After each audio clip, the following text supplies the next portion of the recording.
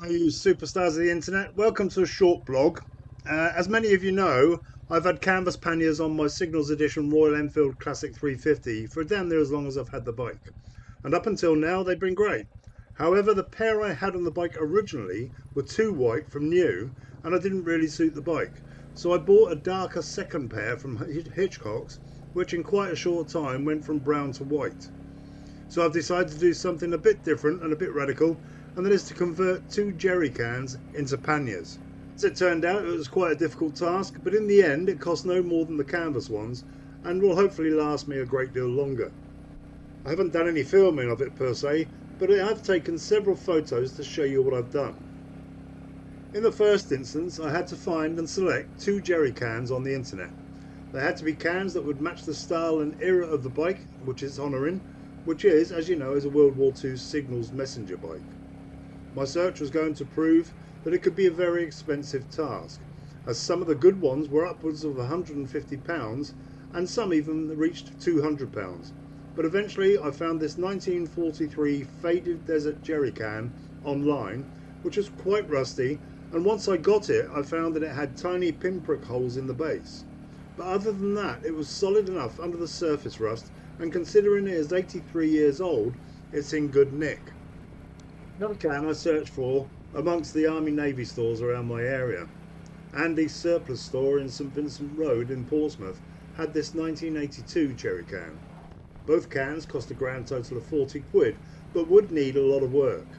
So after a bit of planning to determine the order in which I go about the conversion, I thought it best to get the heads chopped off, as you can see here, and to have them sandblasted.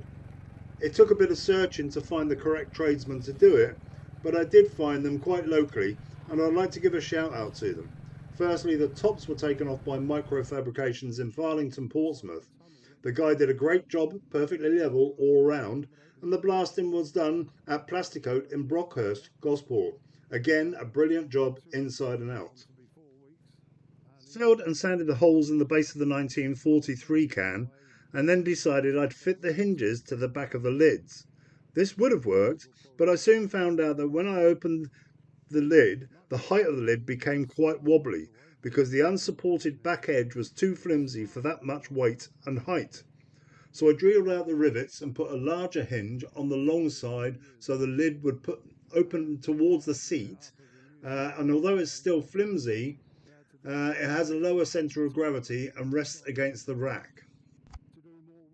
Once that was done, I used 2 cans of Hammerite Black anti-rust paint and gave the whole outside and inside a good spraying, so hopefully that'll last a good time and keep the rust at bay.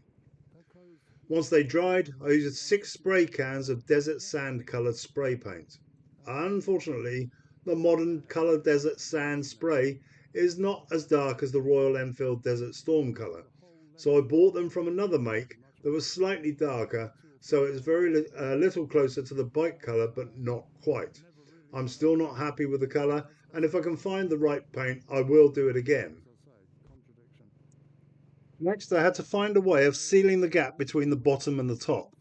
I bought some door edge protector, as you can see here, which is supple enough to bend around the corners and crevices and was easy to cut, and proved to form a good seal for the gap to prevent rain and dirt getting in. Next I put the tension clips on to keep the lid closed. Getting the right tension was hit and miss, as it was all guesswork and how far away from the bottom half should be from the top.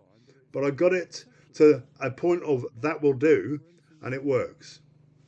So with all that done, the last task was to fit them to the bike. I had 2 ideas about that. The first one was to buy some Land Rover carriers, but when I did a mock-up, it raised the height of the jerry can and it just looked too bulky, so I sent them back for a refund. That left the other option, which was to somehow mount them to the same racks I had for the canvas panniers, which, as it turned out, was easy to do. All I needed to do was to drill M8 sized holes in the upright of the rack, matching the holes on the bike side to the cans, and bolt them to the rack, so as you can see here. I then cut some bungee cord to length to make it look like they were strapped on to the bike, but I do want to get some proper military strapping to do that, but that can wait until I find the right ones. And there you have it, simple as that. So I'll leave it up to you to judge what you think. Let me know in the comments. I will be doing another bike video soon, so watch this space and I will hopefully get one out to you soon. But until then, ride safe, stay safe, and enjoy life, because you only get one of them.